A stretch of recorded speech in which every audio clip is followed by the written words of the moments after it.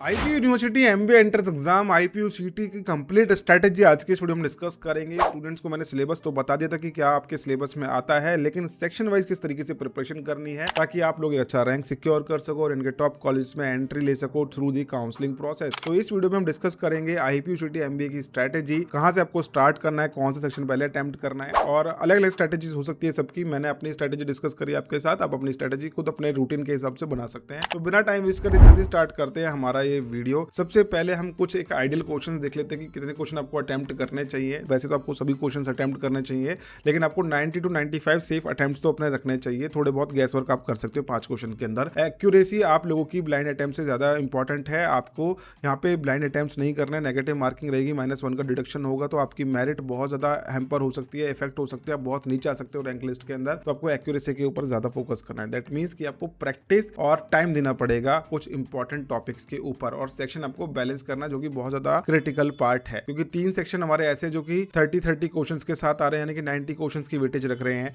और एक सेक्शन हमारा है जीके का जिसके अंदर सिर्फ 10 क्वेश्चन आ रहा है। स्टूडेंट उसको बिल्कुल इग्नोर करके जा रहे हैं। अब देखिए एग्जाम सेक्शन में आपको समझा ही देता हूं। तो यहाँ पे आपके 4 सेक्शन है। लैंग्वेज कॉम्प्रहेंशन आएगा, numerical ability, reasoning ability and general awareness. ये 4 सेक्शन आपके एग्जाम में बेसिकली आने वाले हैं। अब इन एग्जाम के सेक्शन को आपको यहाँ पे वेटेज देखने को मिलेगी 30 30 30, और यहाँ पे 10 क्वेश्चन आपके पूछे जा रहे हैं। करेक्ट आंसर पे आपको +4 मार्क्स मिलेंगे और -1 का डिडक्शन होगा। तो टोटल आपका एग्जाम 400 मार्क्स का हो जाता है, और 2.5 घंटे आपको मिलेंगे, 2.5 आवर्स मिलेंगे, यानी कि 150 मिनट आपको मिलने वाले हैं इसके अटेम्प्ट के लिए। ऑफलाइन मोड में एग्जाम होगा, ओएमआर शीट आपको मिलेगी, आपको सर्कल करना होता है करेक्ट आंसर को। अब यहाँ पे सबसे पहले हम सेक्शन डिस्कस करेंगे इंग्लिश लैंग्वेज कॉम्परेशन का, जिसके 30 क्वेश्चन आ रहे हैं बेसिकली। यहाँ पे जो आपकी फोकस होनी चाहिए वो है रीडिंग कॉम्परेशन, जिसका आपको एक डेली प्रैक्टिस करना जरूरी है। Daily practice in the sense की कोई ना कोई एग्जाम्पल डेली बेसिस पे देखते रहो। जब आपका एग्जाम में ज्यादा टाइम है तो उस टाइम पे आप इसको ऑल्टरनेट डे पे भी कर सकते हो, लेकिन जब आपका एग्जाम पास में हो जाए, आपके पास 1 महीना बचे एग्जाम में, तो आपको रीडिंग कॉम्परेशन डेली प्रैक्टिस करना चाहिए। इससे आपकी वोकैबुलरी भी इंप्रूव होती है, और साथ में आपको टाइप ऑफ क्वेश्चंस पता चल जाते हैं। डिफरेंट टॉपिक्स पे आप अगर कॉम्प्रहेंशन कर रहे हो तो डेफिनेटली आपकी वोकैबुलरी में बहुत हेल्प करता है। वोकैबुलरी लिमिटेड रिपीटेड वर्ड्स आपको नहीं करने हैं,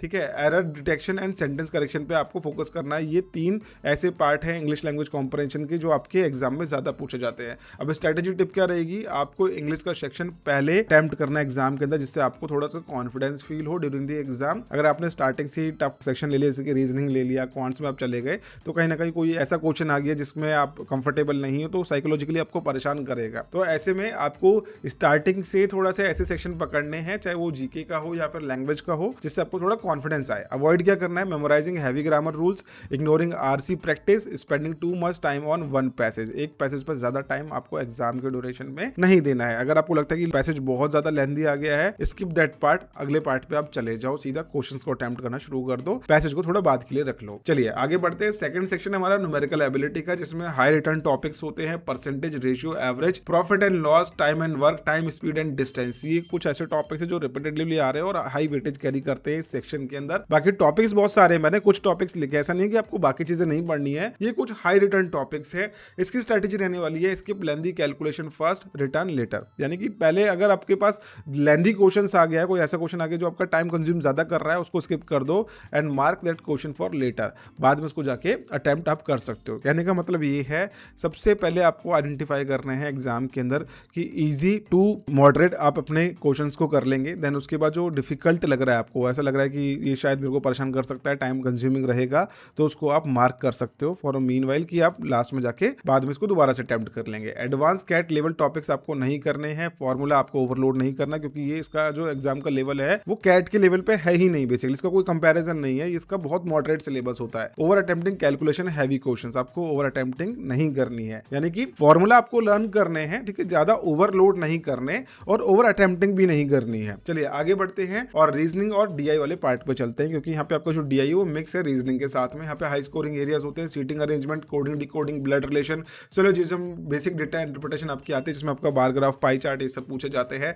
स्ट्रैटेजी टिप्स की ये रहेगी कि आपको रीजनिंग तब करनी है जब आपका माइंड बिल्कुल फ्रेश हो। ये चाहे डेली रूटीन के बारे में हम बात करें, डेली रूटीन में भी जब आप रीजनिंग पढ़ रहे हो तो माइंड फ्रेश होना चाहिए आपका। अर्ली मॉर्निंग एक काफी अच्छा टाइम हो सकता है आपके लिए रीजनिंग प्रिपेयर करने के लिए, और वाइल स्लीपिंग आपके लिए जीके का सेक्शन बहुत अच्छा हो सकता है। Getting stuck on one puzzle, ignoring easy standalone questions, overthinking DI sets. इसको जो ज्यादा प्रायोरिटी मत देना, डीआई बहुत ईजी रहेगा आपके लिए, कि आपको रीजनिंग के साथ में डीआई भी करना है, उसका प्रेशर पहले से अपने दिमाग में मत लेके आना, ओवर थिंकिंग नहीं करनी है आपको इस केस में। अब जीके की स्ट्रेटेजी डिस्कस कर लेते हैं। जीके का सेक्शन बेसिकली आपके 10 क्वेश्चन कैरी करता है, ठीक है। तो इसमें आपको ज्यादा फोकस करना है कि करंट अफेयर्स आप कर लेना। करंट अफेयर्स के लिए आप थोड़े टाइम में अपना न्यूज वगैरह देख सकते हैं, न्यूज पढ़ सकते हैं। पढ़ेंगे तो आपको वोकैबुलरी आपका इंप्रूव हो जाएगा। और अगर आप यूट्यूब पे सेशंस देख रहे हैं, फिर हायर एजुकेशन की एप्लीकेशन पर जाकर सेशंस देख रहे हैं, तो वहां पे आपको करंट अफेयर्स मिल जाते हैं। स्टैटिक जीके के अंदर आपके कुछ बुलेट पॉइंट्स होते हैं जो आपको पढ़ना है, और वो कैप्सूल नोट्स अगर आप पढ़ोगे तो ज्यादा बेटर रहता है। बहुत ज्यादा लेंथी बुक्स पढ़ने में बैठ रहे हो तो आपको ये बहुत ज्यादा टाइम भी कंज्यूम करेगा और इतना ज्यादा वर्थ इट भी नहीं है, क्योंकि यहाँ पे 10 क्वेश्चन आ रहे हैं। बट 10 क्वेश्चन बहुत बड़ा डिफरेंस भी बनाते हैं, लेकिन इतना ज्यादा टाइम भी हमको कंज्यूम नहीं करना है। स्मार्ट प्रिपरेशन करनी है यहाँ पे। बिजनेस एंड इकोनॉमी हेडलाइंस आपको डेली बेसिस पे चेकआउट करते रहना है। और स्ट्रेटेजी यहाँ पे ये रहता है कि अगर आपने जीके का एक फिक्स स्लॉट रख दिया, फिक्स टाइम रख दिया, तो आपका गारंटेड मार्क्स इसके अंदर आएंगे ही आएंगे। बहुत सारे स्टूडेंट इसको सोचते हैं कि छोड़ ही देते हैं, सेक्शन ही बिल्कुल छोड़ के आ जाते हैं। और इसकी प्रिपरेशन के लिए आप हायर एजुकेशन से जुड़ सकते हैं। हमारी टीम बहुत टाइम से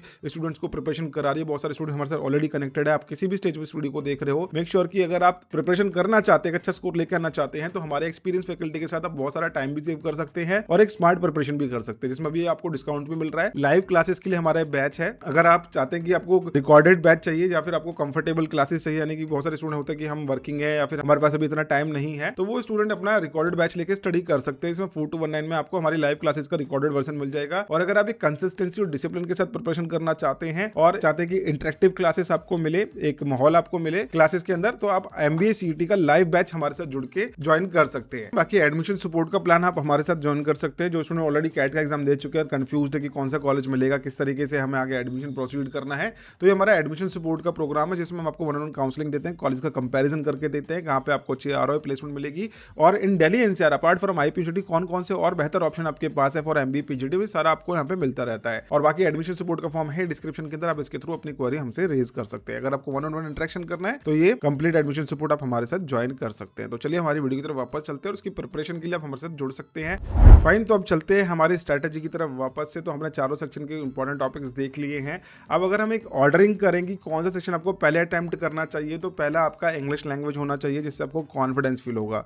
दूसरा रीजनिंग, तीसरा क्वांट्स और चौथा जीके, जिसको आप जल्दी जल्दी खत्म कर देंगे। लास्ट में 10 क्वेश्चन आएंगे, आप इजीली उनको कर सकते हैं रैपिड फायर की तरह। लेकिन यहाँ पे कहने का मतलब ये है कि हमें पहले कॉन्फिडेंस और एक पॉजिटिविटी चाहिए एग्जाम के लिए, तो इंग्लिश सेक्शन बहुत ज्यादा सही रहता है ऐसे में। अब रीजनिंग और क्वांट्स में क्यों यहाँ पे मना करता हूँ स्टूडेंट्स को, क्योंकि स्टार्टिंग में अगर आप कैलकुलेशंस करेंगे और कोई टाइम कंज्यूम ज्यादा कर रहा है तो आपको नेगेटिविटी पहले से आने लग जाएगी एग्जाम के अंदर। दूसरा, कोई आपने ऐसा क्वेश्चन देख लिया क्वांट्स एंड रीजनिंग के अंदर जो कि मोस्टली होता है कि आपको लगता है कि मैंने तो पढ़ा ही नहीं है, मैंने करा ही नहीं है, तो वो जो पहले से ही एक सबकॉन्शियस माइंड के अंदर चीजें जाने लग जाती है, मैसेज आने लग जाता है कि यार बहुत सारा ऐसा कुछ आ गया है जो मैंने पढ़ा नहीं है। तो आपको सारे सेक्शन बेसिकली खोल के नहीं देखने, गो 1 by 1, ताकि आप लोगों को हर एक क्वेश्चन करने में मजा आए, पहले से आपका माइंड आपको परेशान ना करना शुरू करे। तो ये आपकी अपनी अपनी स्ट्रैटेजी हो सकती है। आप कौन से सेक्शन को पहले प्रेफर करोगे वो कमेंट सेक्शन में आप जरूर बता देना। बाकी मैं बोल रहा हूँ कि इंग्लिश लैंग्वेज से आप कर सकते हैं, आपकी अपनी चॉइस है, इसमें आपका अपना डिसीजन हो सकता है, सबकी अपनी अपनी स्ट्रैटेजी होती है करने की। अब मॉक टेस्ट बहुत ज्यादा इंपॉर्टेंट पार्ट है आपका। अगर आपने बहुत सारा पढ़ लिया है लेकिन आपने उसकी प्रैक्टिस नहीं करी, आपने प्रैक्टिकल नहीं करा बेसिकली, तो आप लोगों को एग्जाम में बहुत ज्यादा डिफरेंस देखने को मिल जाएगा। आपको मॉक टेस्ट बेसिक कवरेज के बाद, फाउंडेशन बिल्डिंग के बाद स्टार्ट कर देना है। अपनी मिस्टेक्स को एनालाइज करना है, किस सेक्शन में आप लैग कर रहे हो, कौन सा सेक्शन वीक है, वो आपको देखना है और अपनी एक्यूरेसी पे वर्क करना है और स्पीड पे वर्क करना है। एक टाइम अपना सेट कर लो,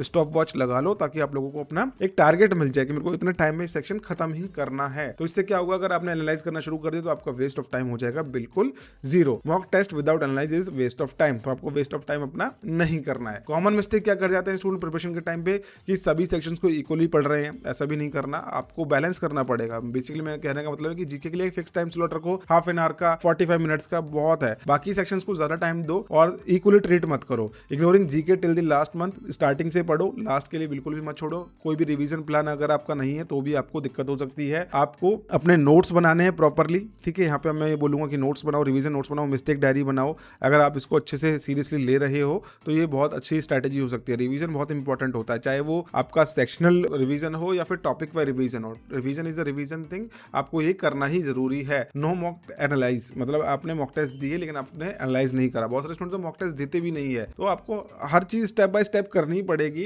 it's like making a strategy, making a complete road map, और एक प्रोसेस है जहां तक आपको पहुंचना है, तो उस प्रोसेस को गो थ्रू करना ही पड़ेगा। तो पहला प्रोसेस है कि फिलिंग एप्लीकेशन फॉर्म, दूसरा है start preparing for entrance exam, तीसरा प्रोसेस है कि उसका रिवीजन करो, चौथा प्रोसेस है उसका अटेम्प्ट करो, अटेम्प्ट के बाद एनालाइज करो, देन अगेन उसको रिपीट करो। तो this is the basically process for preparing IPUCT exam. बाकी इतना कोई टफ एग्जाम नहीं आएगा, लेकिन अगर आप प्रिपेयर नहीं करोगे तो यस डेफिनेटली आपको बहुत टफ लग सकता है एग्जाम, और आप इसमें भी अगेन नीचे 1200-1300 रैंक पे पहुंच जाएंगे। क्योंकि कितनी भी मेरिट बने, कितना भी स्कोर आए स्टूडेंट्स का, आपने देखा होगा हर एक लिस्ट के अंदर एक टॉपर होता है और एक नीचे लास्ट रैंक भी किसी ना किसी को मिलता ही है। तो बी अ टॉपर, अगर आप स्कोर करोगे, अच्छा रैंक लेके आओगे तो you will be the chooser, और आपके पास ज्यादा ऑप्शंस होंगे कॉलेजेस के, तो ये एक डिफरेंस बनाएगा आगे जाके। तो आई होप ये वीडियो आप लोगों को यूजफुल लगी। वीडियो यूजफुल लगी तो लाइक जरूर करना। मिलते हैं नेक्स्ट वीडियो के अंदर। Bye bye, take care, thank you so much.